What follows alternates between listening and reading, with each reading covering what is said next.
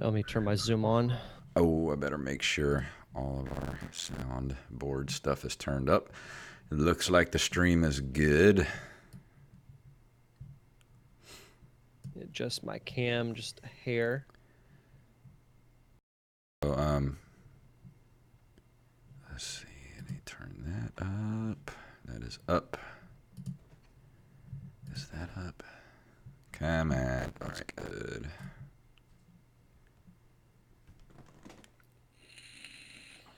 All right. The stream is excelente. Much like this show. Yes. Cam looks good. I've got the zoom on. I will start recording when you finish your countdown. All right. I believe I've got...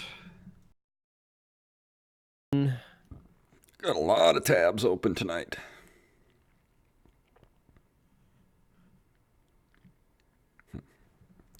All right, well, I'm good to go if you are. Yep, I am ready. All right. Pull up the thing here.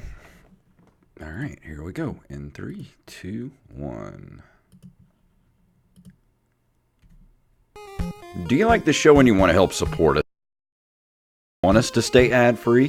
Do you want extra episodes every month? Well, of course, patreon.com/nerdcave order of this very show.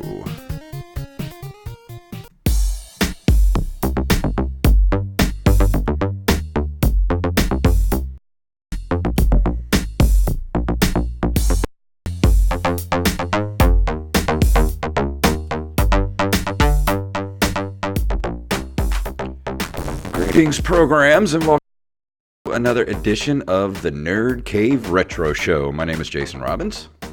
And my name... Tell me about your week. So, I've been watching a lot of movies lately.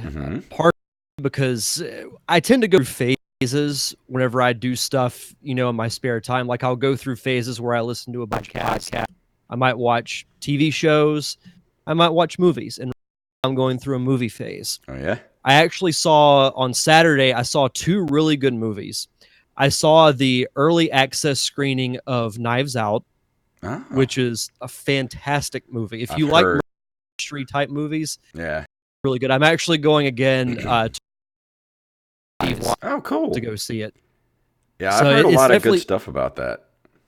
So the cool thing is, back in the day when it used to be, because we have an AMC here in town, it used to be Carbike, and then before that it was Rave Motion Pictures. During these early screenings, they would always give out some type of giveaway, like a poster, something like that. Well, they stopped it in like 2016. Why, I have no idea. But when I got to the AMC this past Saturday, they were giving out posters out. They were just like, oh yeah, feel free to grab a poster if you want. So I grabbed one because, of course, it's free, and I want. So I go into the theater, after I get my water and everything. Right before the movie starts, the manager comes in and says, hey, just so you guys know, if you have a poster, there's a sticker on the back of one of them that says "Who Done It?" And if you have that, then you've won a prize pack and you can come see me after the movie. Oh, that's cool. And I had the winning poster. Nice. Well, the funny thing was, so I'm like, okay, well, I'll just go here after the movie. Right parts, a pre-recorded message from Rian Johnson, who directed the movie, aka the guy who supposedly ruined Star Wars for so many people. But we'll save that for another podcast, because trust me, I have some thoughts on it. He did a pre-recorded message saying, hey, if you check the back of your poster and you have a sticker, you win something. I'm like, oh, that would have been a much... Yeah. Either way, I mean, I won something, so I ultimately can't complain. That's awesome. Yeah, I've heard really good stuff about that new Knives Out movie. I might have to go see that. You should. It's really, really good. And then after that, I saw Beautiful Day in the Neighborhood, which is the movie overall was not as good as Out, but you can't go like any role he's going to get out of the park, and he was amazing as Mr. Rogers. Yeah, I've been really interested in seeing that. Did you see the documentary about I Mr. haven't Rogers? yet. Oh, it's so good. That's what I've heard. Better get yourself a box views before you watch it. I've heard that too. I've heard that it makes people cry. It does, very much so. I just got done a little while ago watching episode 3 of The Mandalorian again, and I That can't show's so great. stop watching that show. Ridiculous. Well, if you want to hear a good discussion about the movie, you can check out last week's episode of the Derek Diamond Experience with yourself and Mr. Wally Phelps as we Exactly. discuss the first 2 episodes of the show. So it might be slightly outdated, but I still think it was a really good discussion. Yeah, if you haven't gotten your 7-day free trial of Disney Plus and watched the first 3 episodes of The Mandalorian, you are doing yourself a service by not watching one of the greatest Star Wars props ever created. So I asked the question to you guys on the podcast. Is it the best Star Wars property since Return of Down. the more I see of it? Because to me, the show just keeps getting better with every episode. Well, it keeps getting better with every viewing. I've seen every episode 3 times now, and every time I watch it, I notice something new or catching a bit of dialogue that I missed, or I'll see something that I missed before. There's so much stuff hidden in these episodes that like every time you watch it, you see something new. You're like, oh, I missed that last time. Now I know, like all that kind of stuff. Yeah, I need to watch episode 3 again. I've watched episodes 1 and 2 twice, and I Yeah. watched the third one once. But I do know I have Friday off because it's Black Friday. I'm definitely going to be first thing I'm going to do when I wake up Friday is watch the new episode. Unfortunately, I do have to work on it because I very stupidly volunteered to work on a holiday, but I kind of You need get the extra money money for it? Yeah, I also get paid to be off on Thanksgiving too, so that's nice. So I'll be getting Yeah. a little extra money this week, being a holidays and all. But I won't get to watch. So no spoilers until about 4 o'clock in the afternoon. You just text me when you watch it, Okay. and then we can. Absolutely. I can't think of anything else going on right now other than I don't even remember what I've had such a crazy week. Like I can't even remember all that I've done. It's like everything's starting together, and nothing's going to calm down until after Christmas. Yeah, when you get to this time of year when you have stuff you do with your family, and I know for me at least, a lot of the like extracurricular stuff that I do that's outside of work, a lot of it is around November and December because it's really the only time that I can do it. Yeah. Because I know I took 2 days off last week, and I actually started working on my next film project. I haven't started actually writing the script yet, but I've got a little over half of it outlined. Awesome. I can't So wait to read it. hopefully, my goal is because I know baseball starts in April. In June, we have around 2 weeks where we don't have any baseball games because it coincides with the All-Star break as well as a 10-day road trip for the team. So I'm thinking if everything works out, that's my goal was to when to shoot it. Oh, that's cool. During that time frame. So yeah. Rest as I can this weekend because starting next week, my month of December basically kicks it off into overdrive from the very get-go. Because Monday night, which is December 2nd, I have to go to New Orleans and do some promo videos. Tuesday night, I have to go to the Alabama Music Box again for another comedy show.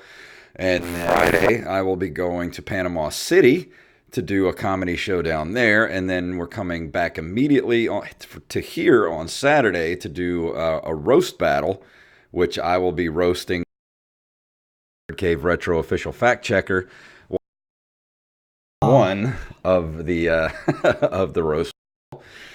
So it's going to be a breakneck week next week, which means that we're going to be recording next week's episode early, and it's going to be pre-recorded episode. So there will be no live episode next week due to schedule. Man, it sucks that the roast is on Saturday because that's probably when I'm going to go to Tampa for the film festival. I haven't decided when exactly I'm going to go yet, but my logic is I feel like if I would just go on Sunday, I wouldn't really get much out of it. So I feel like I should at least go on Saturday as well to see other films. And the good thing is, originally the Parker Syndrome was going to be played Sunday night at like 9:15. Well, they bumped it up to the primetime spot for all the dramas. So it'll actually be at 7 instead of 9:15, which is a little bit better. I mean, I'm still going to have to drive back the next day. Yeah. And that's that's a haul. People that don't think Florida's a big state, you drive across it. Yeah, that's why I'm thinking I might leave that Friday morning. Yeah. So I can get there, around like mid to late afternoon that Friday night, rest up, and then do the film festival thing Saturday, Sunday, and then drive back Monday. That's a long weekend. Yeah, it's gonna be a long week, and starting to really prep stuff for the film screening 21st. Trying to get as much podcast stuff done as possible in the can. That way, I don't have to do too much for the rest of the year. I mean, I know we'll be doing the Star Wars stuff, which we have to figure out, but we can talk about that. Next year is as busy as this year. We might have to start doing some Nerd Cave retros, like banked episodes to release them because it's getting kind of rough. We may actually need to take a week off at the end of the month just to recover from everything. Yeah, I mean, that's not a bad idea, take because let me look at a calendar real quick. Because I know we have the little film festival in Pensacola on the 21st. I have comedy shows here and there throughout the month, so it's going to be nuts. Yeah, well, you know what we could do? Because let's see, Christmas is on a Wednesday, which is when we normally release a show. What we could do, I don't know if you had planned on like night or if you were gonna just drive back that night, but we could try to set aside some time to do like an in-person show. Okay. That way it's already banked, and then we don't have to worry. Good to me. But we've got some time to figure it out. I mean, it's still a couple of weeks away. I know December is really going to be kind of a busy month because the 7th I'll be in Tampa. The 14th is when we have our live show. 21st is the film screening. Oh, I need to make a event page for that. I forgot. It's so much going on. Yeah, we'll get the whole scheduling thing figured out. Please remind me to do that tomorrow. To make an event page. We can talk more about it after the show if you want. All right, sounds good to me. But right now, I'm ready to go into the news. How about you? Yeah, let's do it. Let's do it.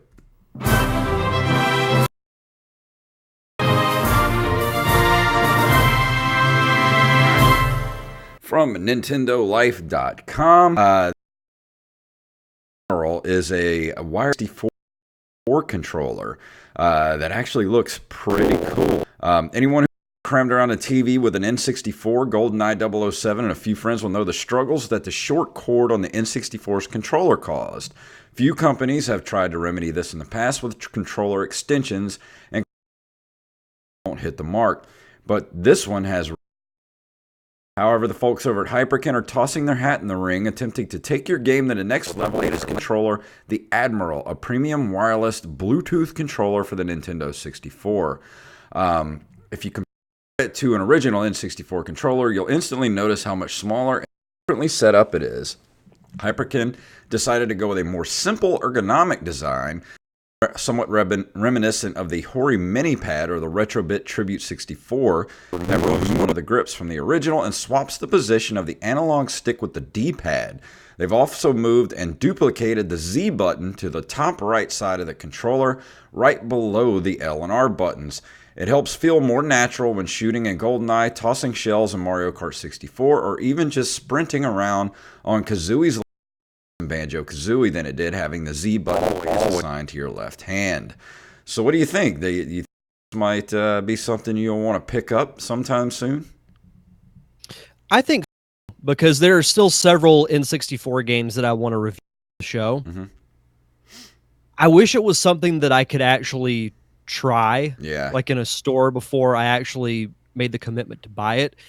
The only question I have with it, and it could be things that I could be completely wrong. If I were designing this, I might have switched the C buttons with the A and B buttons as far as location goes. Which that would essentially turn it into a GameCube controller. Mm-hmm. But at the same time, I feel like the A and B buttons where the C buttons are on this controller would be a much more natural spot. Yeah. Well, this thing is going to be available for pre-order on Hyperkin's website for $39.99 with an expected ship date of December 5th, 2019. So if you want to go pick one up, you can go pre-order one right now, and it will ship on December 5th. Just in time I'll for definitely Christmas. think about it. I hate the N64 controller. I think this one looks more... Even though I agree with you, the A and B buttons should be switched with the... what do they call them again? The yellow ones? The C buttons. The C buttons. I would have switched those too, but I don't know. Maybe it done that you wouldn't have a grip on it, maybe.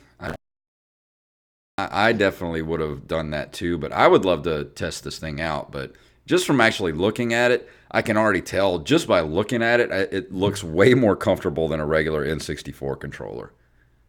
Oh, for sure. No, I would definitely agree with that. It'll be something that I might read or watch a couple of reviews first before I actually pull the trigger on it, but yeah, definitely think about it. And Hyperkin's known for good stuff, so it's not like you're getting something that's going to immediately break or suck. Yeah, that's true. Our next story comes to us from tomsguide.com. The best retro gaming Black Friday deal yet. A Genesis Mini for only $49. A few days away yet, though there are already some enticing Black Friday gaming deals to be had. Retro fans take note, Amazon is offering the Sega Genesis Mini for just $49 right now, off the console's regular $79 list price. And when you consider that Sega's little black box comes with 42 games to begin with, this is one particular offer no gaming enthusiasts should miss out on. So you can score this deal on Best Buy and Walmart. Probably something that I will actually do because I have a $50 Amazon gift card that I got for Christmas last year that I have not used. So I think I may have found a purpose for it. It's your time. It's time to get one. That's pretty much why I put this in here. I haven't gotten one yet, so I was like, you can't pass up the Genesis Mini for $50. That's just too good of a deal. Oh no, and I want to get it specifically so I'll have it to play during my Christmas break because I'll have about a week and a half off. So there's this, and then the Video Game Trading Post, which is a local retro game that I've talked about a few times here. They're actually doing a Black Friday sale, and that might be the one thing that gets me out of my house. Because, as you know, Black Friday shopping is insane when you do it in person. So that, and the store opens at 10, so it's not like it'll be extremely late in the day. So I might go, because there's a couple of games they have that I want to review for the podcast, but I just haven't had time to, like, longer RPG type games. Yeah. So I might go do that on Friday and then just come back home. Well, there's a Walmart right down the street from me. So I think as soon as I get off work on Friday, I'm going to pop up, pick up the Mario Rabbids game for $15 that we read about last week for the Black Friday deals, because I'm excited about that. I want to get my hand. Yeah, you can't beat that deal. Nah, $15. And then if now's the time, if you're looking for Nintendo Switch deals, like Black Friday is going to be nuts. I mean, you're going to get, Breath of the Wild. Played Breath of the Wild yet? It's $30 at Walmart. You can't beat that with a stick. Not at all. And this is awesome. This next story from TheVerge.com. This wild NES mouse will haunt your dreams. This thing looks great. Yeah, it does. The 830 looks like what would happen if you mashed an NES in a car crusher. Nintendo's original entertainment system, 34 years old. And since the console debuted in North America in the fall of '85, its design, the familiar boxy shape, the matte gray, black, and red, nerds everywhere. Latest entry into this venerable canon, which includes everything from Jordans to shelving, is the 8BitDo N30, a 2.4 gigahertz wireless mouse made by the mad scientists over at 8BitDo. Is it 8BitDo or 8BitDo? I never really know how to pronounce it. I always call it 8BitDo. Yeah, me too. It sounds cooler to me. Yeah. You can order one right now for $24.99. This thing is like, you just have to look at a picture of it. It's it's a 2-button mouse, but it has the D-pad on the side of it where your thumb would be, and I am in love with it. Yeah, I want to get one. $25 is not bad for that. No, it's really not. I mean, you think of what other, a normal computer mouse or a wireless mouse and a keyboard. It's competitive pricing, so I would definitely get one. Says the mouse features a 3D touch panel between the buttons for scrolling, and the D-pad on the side is for navigating websites, page forward and backward, the same way you move Mario and 8BitDo says that a single AA battery will give you 100 to 120 hours of time to go dust off your old NES and finally beat the original Legend of Zelda. Which ain't no easy feat. No. Yeah, I want one of these. I want one too. It just looks so cool. I know. It's like the ultimate gamer mouse. Yeah. Must have. Oh, absolutely. That might be a Christmas present to myself. Same. And our last story comes to us from Kotaku.com. Unreleased version of Sonic the Hedgehog 3 found after surviving development hell. Sonic's been in the news a lot lately. Yes, he has. Hidden Palace and the cutting room floor have, with a little help, got hold of what must be one of the most interesting unreleased video games of all time, an early preview build of Sonic 3 that's quite different as a game that was eventually released. As Hidden Palace reminds us in their report of the find, Sonic 3 had one hell of a shipment, originally beginning live before reverse form in order to hit marketing deadlines. Was the right decision anyway. Then when it was unable to hit those, it ended up being split into 2 games, the second of which would go on to become Sonic and Knuckles. Now, the funny thing about this, after Sonic and Out, they did make a Sonic 3D game called Sonic 3D Blast. I want to say it was for Saturn. Look that up real quick. I'm not sure. Because I know what you're talking about, but I don't remember. When I read this article earlier today, that's instantly what I thought of. Yeah, it came out for the Saturn in '96, which was a very good game. I'll be completely honest. So it keeps Sonic 3 as its traditional. 3 is a fantastic game, and so was Sonic and Knuckles. This makes me think. You know how they made the Super Mario Maker game for the Switch? They should do a Sonic one. Yeah, somebody was saying that today on Twitter. Was that Nate that said that about? Yeah, I saw somebody say it on Twitter today, and I wanted to make it a point to bring that up. That's a good idea. With Sonic being relevant now, and with the movie coming out next year, I think in no way would that game be ready for when the movie comes out, but maybe for video release or digital streaming, I have no idea. But now would be the time to make that happen, because that would crazy like levels you could Oh my make with loops and just nuttiness that would happen with a Sonic maker. Oh my god. It would be so frustrating, but it would be like frustratingly fun. The crazy levels that people made with the Mario Maker. Like Sonic is just it's made for that. Like homebrew kind of like people uploading their own apps and stuff like that. Like, why is this not done already? I've watched some of those Mario. I just think to myself, if I tried to play through these, it would drive me to drink. Yeah. They have one. If you ever watch Cinemassacre, if you subscribe to the Cinemassacre YouTube channel, it's the guy that does the Angry Video Nerd.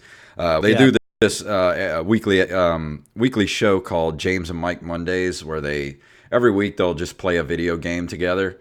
It's usually like retro games, but they did the Super Mario Maker, like the crazy levels that people were putting on there.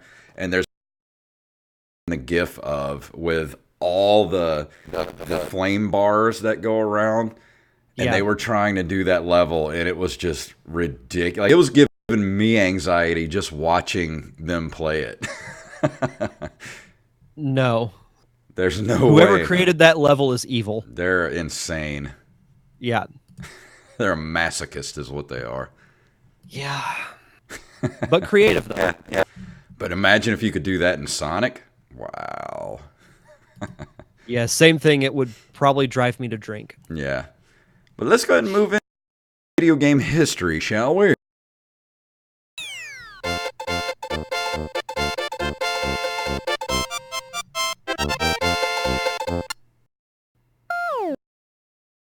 In 1991, Nintendo releases The Legend of Zelda: A Link to the Past for the Super Famicom in Japan. Still to this day, my favorite Zelda game. This is probably the Zelda game I've put easily the most amount of playing time in, because I remember going through just over and over and over beating this game as a kid. Yeah. And I wish I should start doing this again, but through high school and college, after Link to the Past Advance, I would play through it once a year during the summer. It 100%. What was your fastest time of being able to beat it? Oh, geez. No idea. Because I did the same thing. I beat it over and over so many times. I think probably my fastest time to beat the whole game was probably somewhere around 12 hours. Maybe like 2 play sessions, Yeah. Get through the light world, and then you take a break. You got to pack a lunch for the dark world. Yeah. 'Cause it takes a while to do. Yeah. But no, it's a fantastic game. It's we've praised this game so much. It's one of my favorite games of all time. Absolutely. On November 27th, 1993, Quintet releases Illusion of Gaia for the SNES in Japan. This was actually one of the first games that I reviewed for this show, and to me is still one of the underrated SNES RPGs of all time. And I know we've talked about possibly doing like revisits of games.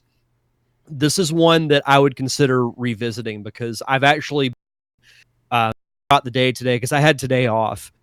I was watching Game Illusion of Gaia and just watching like review segments of it, and it made me really want to play it again. I never got around to playing it. I just the whole time really jump into an RPG, but I would love to, though. If I had like a good couple of days with nothing to do, that would be on the top of the list.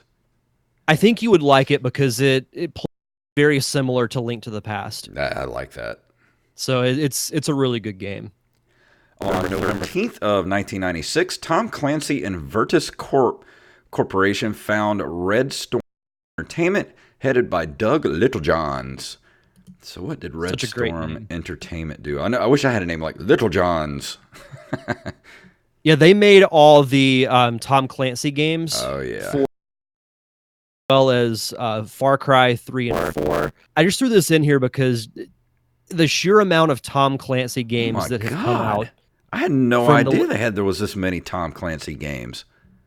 I remember the commercials for them, back in the 2000s. I'd see those on TV all the time. Recon and the Rainbow games, but I don't remember. Like, I didn't know Far Cry was Tom Clancy. Mm-hmm. Wow, Star Trek Bridge Crew.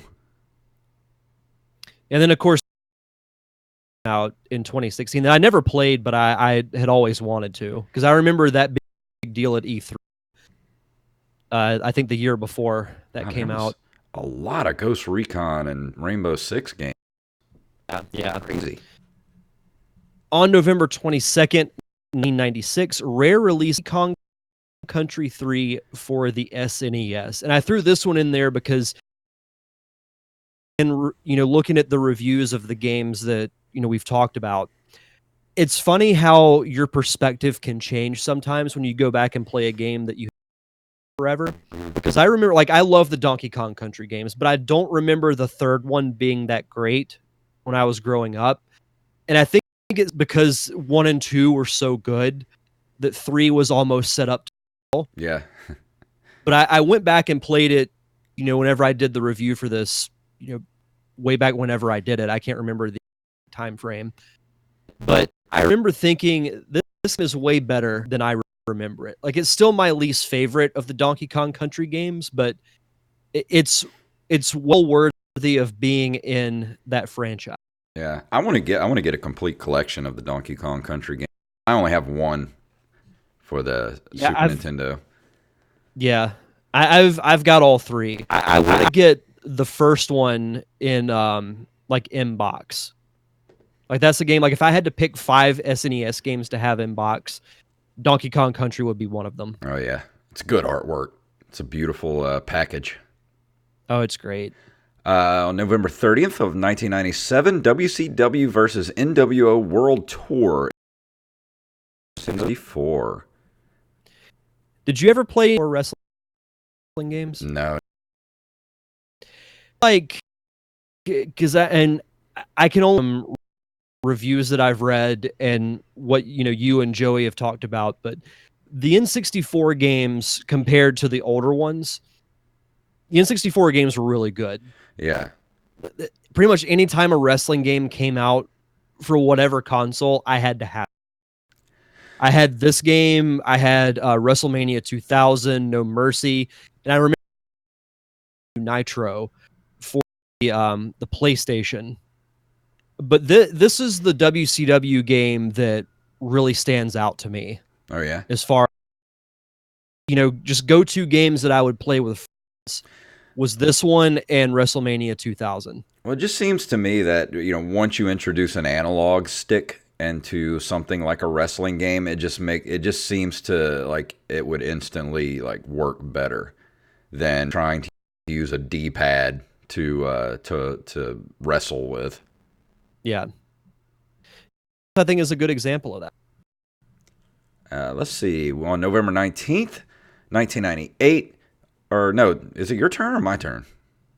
See, it is. No, it's my turn. Okay, sorry. No worries. November 19th of 1998, Half-Life is released for Windows, and people are still in Half-Life 3. Well, they did just announce they're doing a VR. They have a game, Half-Life game coming out for VR, and now the actual name of it is escaping me. Half-Life VR game. I know people love Half-Life 1 and 2. I would love to play this game at some point. It's called Half-Life Alyx, ALYX. I guess that's how you would say that. Okay. But it supposedly, it's not a sequel that everybody was looking for. Everybody's been wanting Half-Life 3. I think this is sort of in between. I think this kind of takes place in between 1 and 2.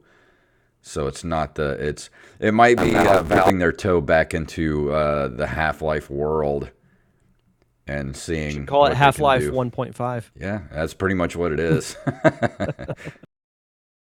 But I would love to give this game a shot at some point because I know it was pretty popular back in the day, and I remember it's not so much now because I think people have pretty much given up on it.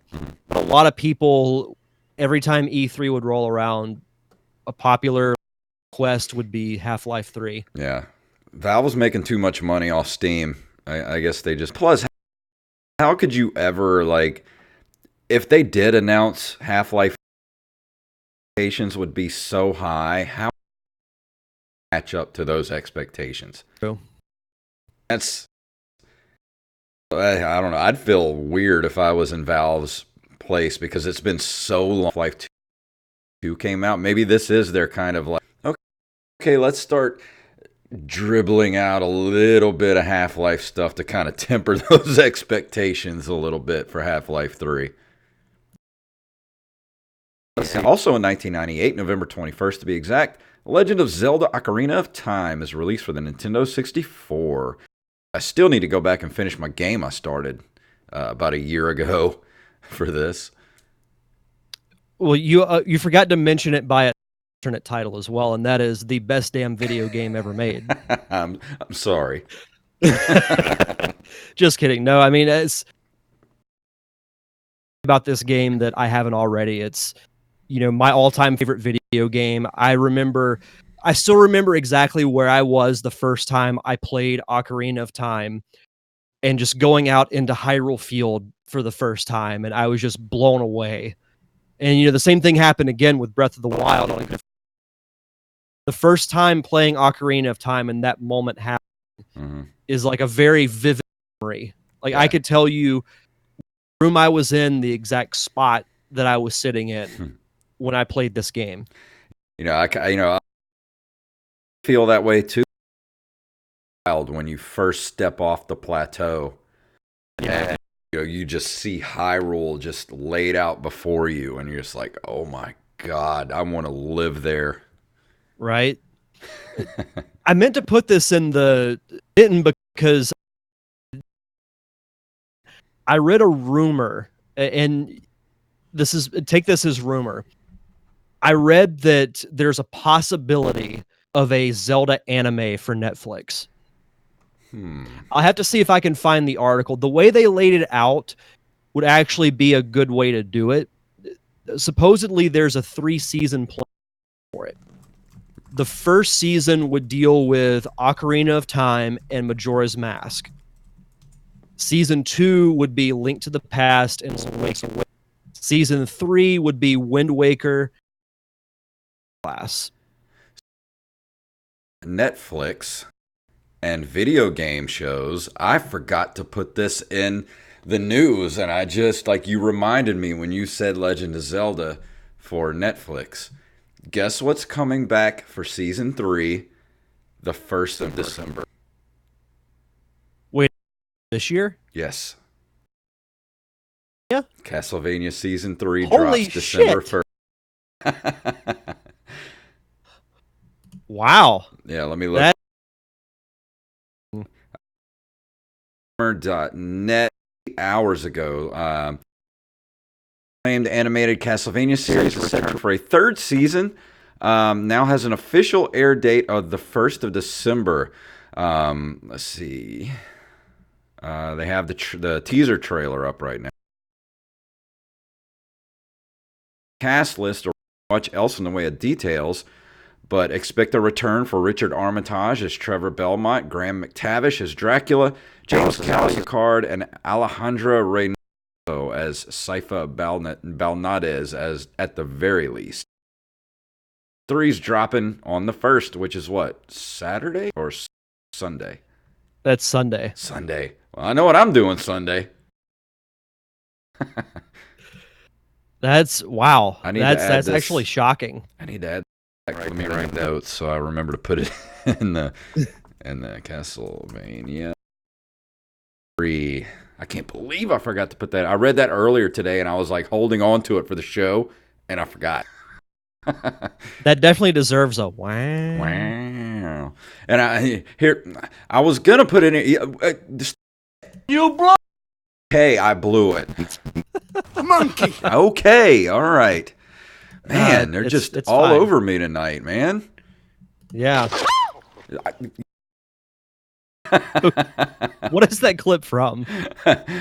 Which one? No, the scream. Oh, that's the Jamie Lee Curtis scream from Halloween 1. Oh, yeah, I recognize it now. Okay. Oh Nice. man. The video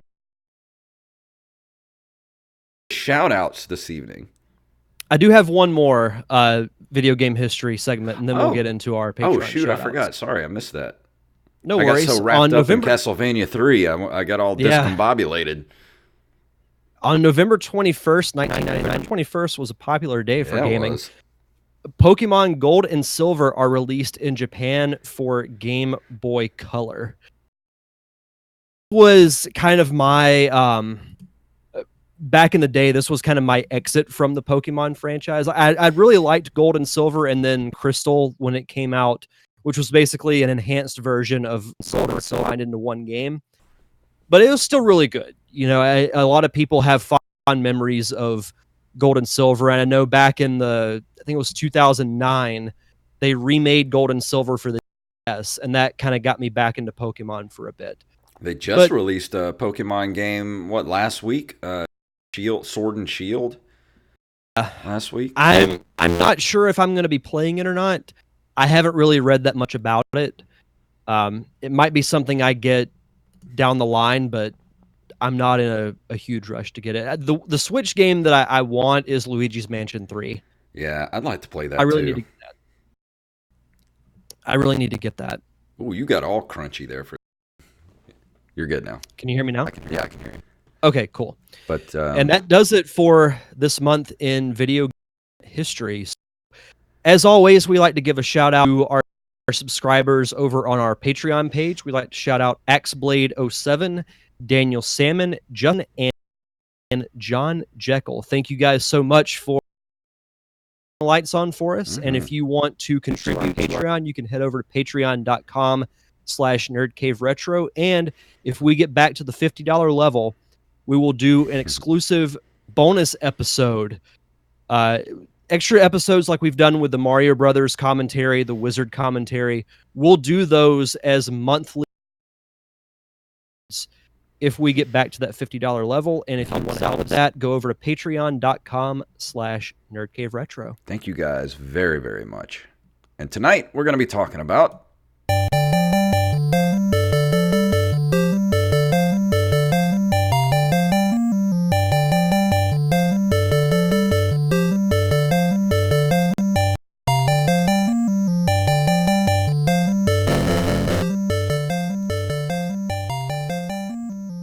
Kung Fu Heroes, also known in Japan as Super, an arcade action game developed by Nihon Game, now Culture Brain, and published by Teo System in October 1980.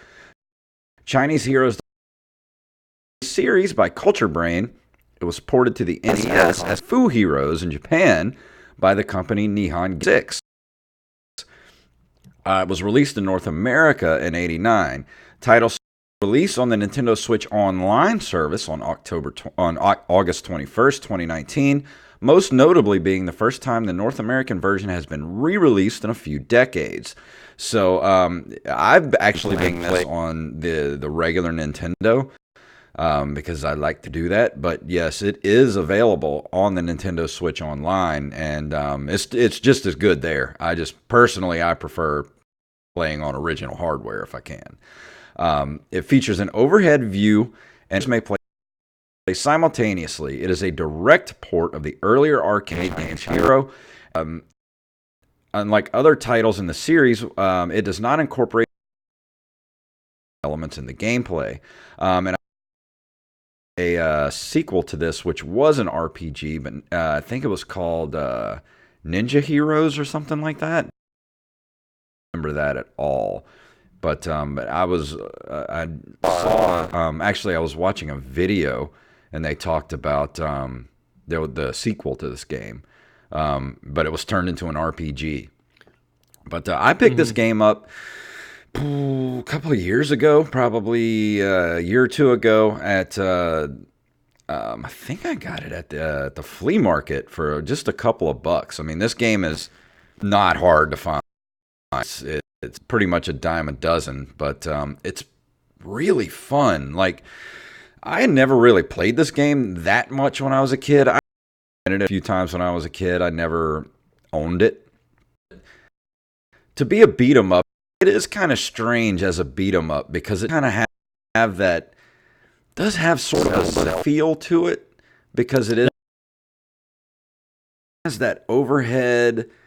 It's not a map, but it's a scroller. Like it's a beat 'em up, but it's not a side scroller. Like you go from um, one single board, and then it's basically just sort of like horde mode where enemies constantly, and you can you can kick or punch, which takes a little while excuse me, to get used to. The detection's a little weird as far as the punching goes. I actually find myself doing the kick a lot more than punching, because the punching is, you have to be like lined up,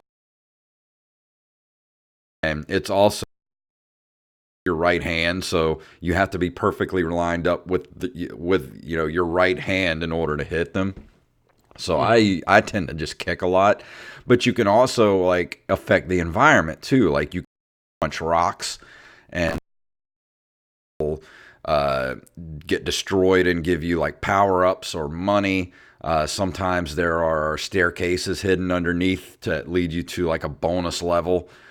Sometimes you can use there are certain rocks you can punch that you send flying, and it will kill your enemies in one hit.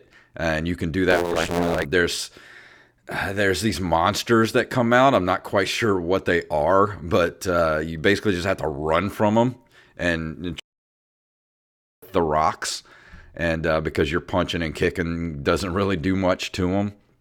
But I don't really know exactly like the mechanic of the game is. It's sort of like you just go to these levels and you just beat the hell out of every enemy that comes at you until, I guess, you have to get a certain number of enemies before the door opens up at the top of the screen, and then you have to fight your way to the door. And then once you go through the door, then you can go to the next level. And I don't remember how many levels there are in a game. There's like, I guess, probably about 12 to 15 levels. And the game's not that long. I finished the game because it is pretty challenging. But it doesn't seem like it's unfinishable. Like if I really sat down and like forced myself to play like a couple, this seems like the kind of game you could probably beat in about an hour if you really applied yourself to finish it. And I have a lot of fun playing this game. I've never played it with 2 players though. I would actually like to do if we could get together and actually play it on the Switch and play 2-player with this game. Well, I know a certain live show we're doing in a couple of weeks that we could make a part of that. We could do that. That would be because I saw this on the Switch, and I haven't played it. I've just watched a little bit of gameplay on YouTube, but it does look like a lot of fun. And like you mentioned at the beginning of your review, it's not at all what I expected. When I heard the name Kung Fu Heroes, I was instantly thinking an RPG, and it's not that at all. So that kind of threw me off a bit. But it looks like a game that would be challenging, but would be fun with someone else to play with. Yeah. And like I said, it's a turn your brain off and play kind of a game, which isn't a bad thing. Yeah, that's kind of what I like doing with the Nintendo. I like those good simple plug and play games where you can just kind of turn your brain off and just have fun for a little while. And that's exactly what this game is. Like it does kind of have that, addicting factor where you're just kind of like, oh, I need to get past this level. Oh, time and get past this stupid level. Like that kind of addiction. Definitely got Nintendo charm about it. And first glance, like you look at it and you're like, it kind of has that look of like, oh, this is one of those like D tier Nintendo games, like was like you'd always see like in the bargain bin. But it would be one of those games that would be like, oh, well, I'll pick this out of the bargain bin for $7 and then be like that this game is good, and you would just play it all the time. Like it's that sort of game. I can, yeah, I can think of a few other games that could compare that too, but yeah, it looks like a game that, I want to try it at least on the Switch before I say, oh, I think this is a good game or a bad game, but it's definitely intriguing for sure.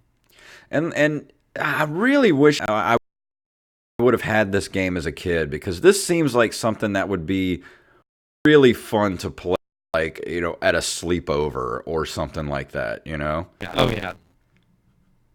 Yeah, I would definitely agree with that. It looks here like there might be like 28 levels to the game, because each level is broken up into four sub levels. So you've got like 1-1, 1-2, 1-3, and 1-4. Then you jump to 2-1, 2-2, 2-3, 2-4, and you've got 1, 2, 3, 4, 5, 6, 8 levels with four sub levels in each world. So it'd be like 30, 32 different single, on this game, which I think is a pretty healthy amount. Yeah, it's not bad. And the graphics, they're pretty good. I mean, they're not, they're not like Super Mario Brothers 3 beautiful, or a charming looking game. Like there's enough like different enemy types and things like that. Like at some point I was playing, and all of a sudden some like nightstands started, or not, like file cabinets or something started coming after me, and like you can't hit them or anything. You just got to kind of run from them. I'm like, why the hell are there filing cabinets? Like, this is weird. Yeah, as far as the graphic, looking at a few screenshots and from the gameplay I watched, I mean, like you said, it's not the greatest looking game from that era, but I think the era it's from, the graphics definitely hold up. I think like it game for its era. Yeah, and it just seems like it would have been, like I said, like the perfect sleepover game to play. You're hanging with your buddy, you're up too late, past your bedtime, you're hopped up on Mountain Dew and Doritos, playing the hell out of Kung Fu Bros. Like, it's that type of game. What was your go-to Dorito? Always nacho cheese, man. Okay. Always. I would. I do like the Cool Ranch. Don't let me. They're both good. Have like 10 different flavors. But I still have this really good memory of me in 6th grade. His name was Daryl, and we used to skateboard together. And he stayed at my house one weekend. Baseball Stars. Do you remember Baseball Stars on the NES? And I know of it. We played Baseball Stars all night long. Family sag of Doritos in between us, and we were Cokes and Pepsis all night long. And just every once in a while, I remember we would like get a hit or something, or like run around the bases, and we'd hit pause and go chip break, and we'd dig in and start eating chips, and we'd hit the start button and start playing again. A few minutes later, chip break, and we start eating chips. Like, that was just a really good memory. That's great. That makes me think of Halo get-togethers that we would have on the weekends, where we'd just get bags of Doritos and boxes of Mountain Dew and just crush them during the entire weekend, because that was all we would do. Yeah, we would go over to a friend's house, Friday night, stay up all night playing Halo. Yep. And then we would go home, sleep, and then go back to the same house, and we do the same thing over again. And it was another memory. I remember staying with my friend Brian, I think like the 4th grade, and he had the original Nintendo that came with Rob, and he had Rob's set up in his bedroom. And I remember we stayed up and played W all night and ate Little Caesars pizza. First time I ever had Little Caesars pizza. The Hot and Readies. Yeah, that was 1986, I believe that was. Yeah, that was fun. That was around the time that I came into this world. See, I tell you, oh, don't make me feel that old, man. Like that. I was just pointing out a fact. But I just remember, like, in his had the side of the TV, and then he had like this Yoda puppet. This really nice. Yoda puppet. He was that kid whose parents were like really well off, so he got everything he ever wanted. He was that kid. Like he had a 4-wheeler, and like they lived on the river, and they had this oak tree that went up through the middle of the living. And there was this glass around it. So we on Sunday morning after we played Nintendo and ate pizza all night, we put his Hot Wheels, the racetrack around the glass on the tree, and we were playing like Hot Wheels around it all night. It was awesome. I wish I could go back to being a kid again. Them's were simpler times. Yes, they were. Those were simpler times.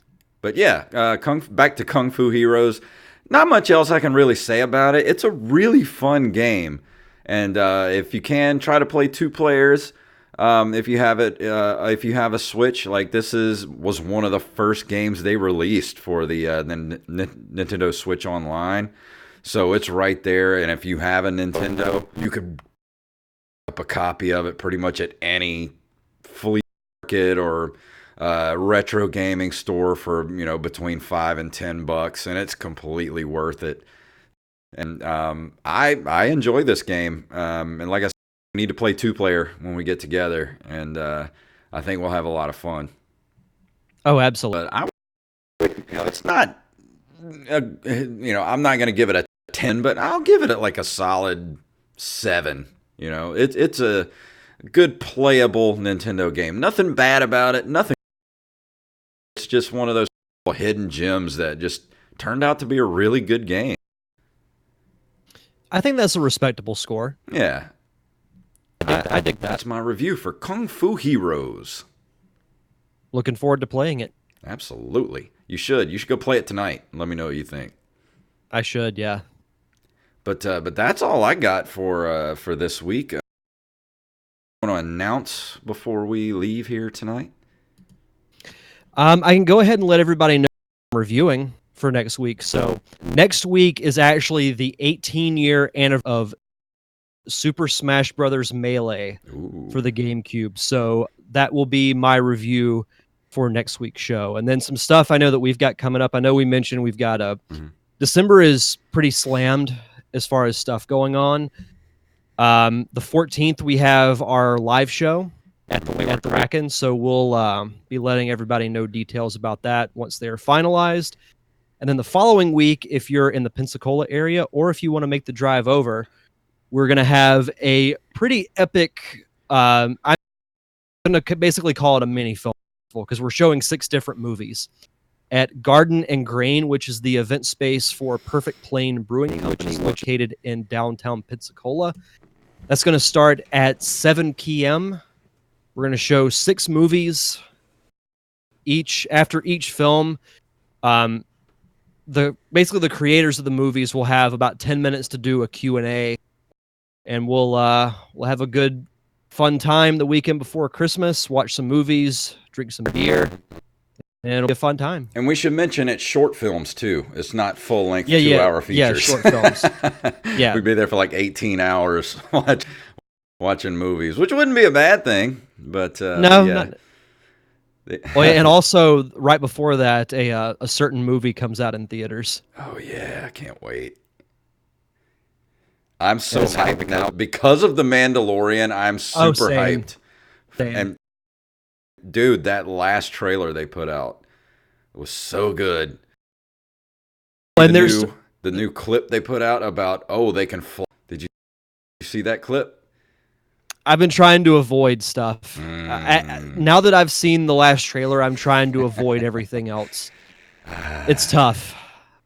You should go watch the clip. Go watch the clip. I'll go watch the clip. Oh man, I'm so. It's not easy to convince me to do stuff. I'm so stoked for Star Wars right now, and it's all because that little green bastard. He has captured the heart. Baby Yoda, da da da da da, Baby Yoda, Baby da da. Yoda did. Oh my God. Oh, that's great. Oh Yeah, man, we gotta figure out when to do our Star Wars podcast. I know we got to figure that out soon.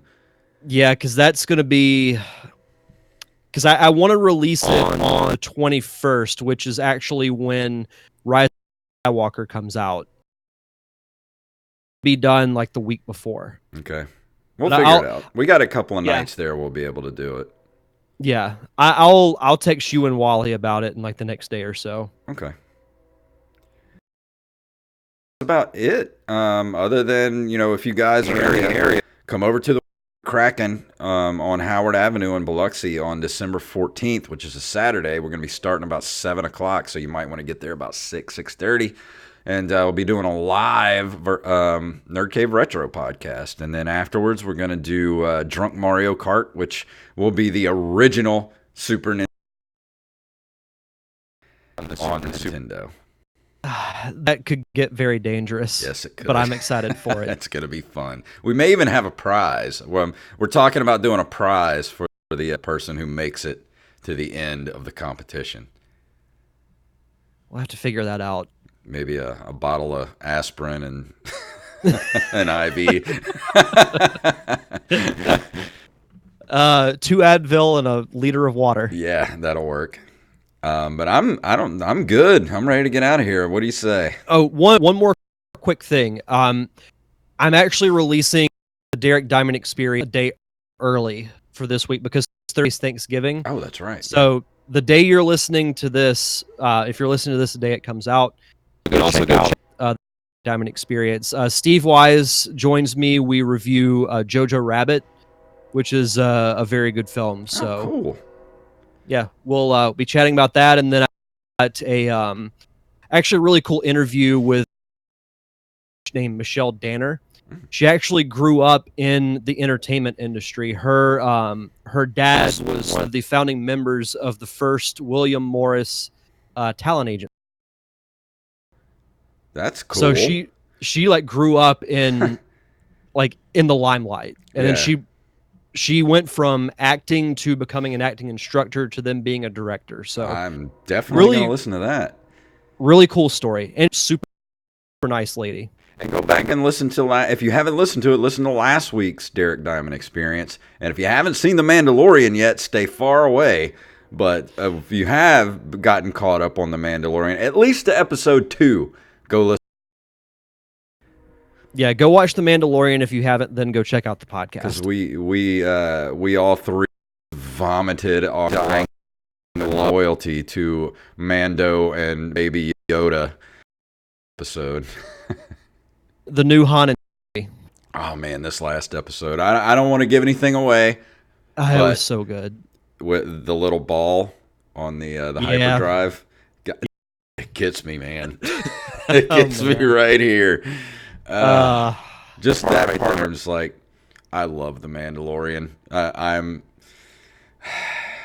dude, it's so great. Cool. If we haven't convinced you to go watch The Mandalorian by now, then you just don't have a heart. And just that, you see that little hand come up. I'm not gonna say anything else. Just go watch it. Go watch it. Yeah. And yourself a disservice by not. And the cool thing is, even if you just get the 7-day free trial and you watch these 3 episodes, is it just me? And I just want to go over this real quick. Did it feel like the end of that episode was a nice, concise story that they literally could have there? Oh yeah, but we have more. Like, I know we have more, but if that was just like a 3-episode arc and that was it, yeah, it was the conclusion. I would be completely satisfied. I want to know more about, things.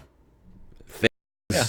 But it's even if you just watch those 3 episodes, you'll be like, I'm good. This is great. So let's go ahead and get out of here. I don't disagree with that. Before I start yawning over the Mandalorian more, and we'll go for another hour.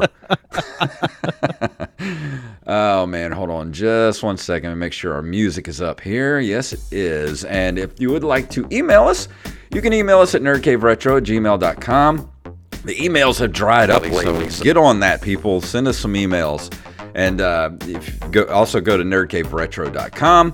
We're on Instagram and Twitter at nerdcaveretro, and individually at jfunktastic and at Derek_Diamond. We're on Facebook at facebook.com/nerdcaveretro. Go support us on Patreon and keep the lights on here at patreon.com/nerdcaveretro. And of course, if you can't throw us a buck or a couple bucks a month, go review. Fine podcasts are sold. So Derek, please tell them what it's all about. This is the way. This is the way. I have spoken. I gotta go capture that. I want to put that at the end. I can say.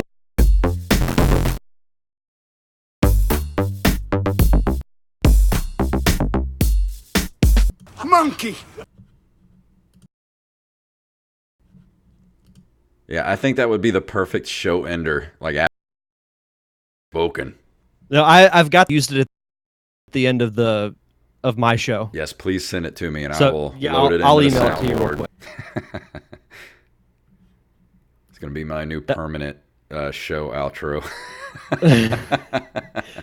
I also have from the Ninja Turtles movie when Michelangelo says, "Wise men say forgiveness is divine, but never pay full price for late pizza." Dude, send me that too. Yes. All right, let me find it. But yeah, I'm gonna go ahead and shut down the Twitch stream now. So those of you who watched us in the Twitch stream tonight, thank you very much, and we will see you guys in just a few weeks. Goodbye.